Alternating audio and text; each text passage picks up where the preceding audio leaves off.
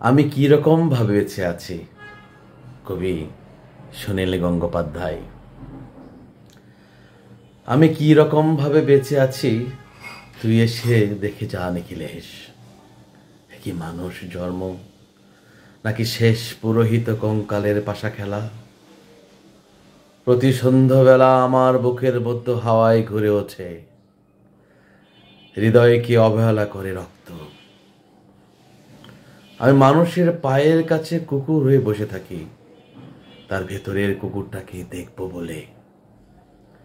আমি আক্রোশে হেসে উঠি না, আমি ছাড় পোকার পাশে ছাড় পোকা হয়ে হাঁটি, মশা হয়ে উড়ি একদল মশার সঙ্গে।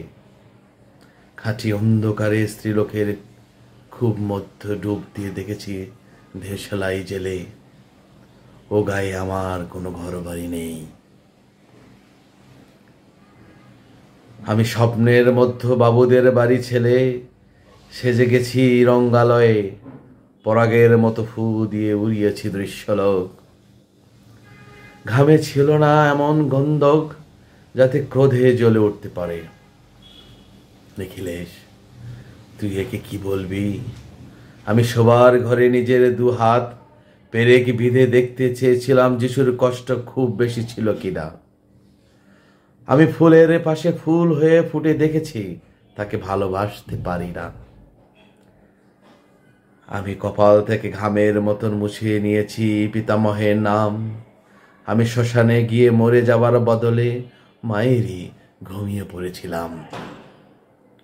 নিখিলেশ, আমি এইরকম ভাবে বেঁচে আছি, তোর সঙ্গে জীবন বদল করে কোনো লাভ হলো না আমার। একই নদীর তরঙ্গে ছেলেবেলার মতো ডুব সাঁতার, অথবা চশমা বদলের মতো কয়েক মিনিট অলরণ, অথবা গভীর রাত্রে সঙ্গমণিরত দম্পতির পাশে শুয়ে পুনরায় জন্ম ভিক্ষা। কেননা সময় নেই।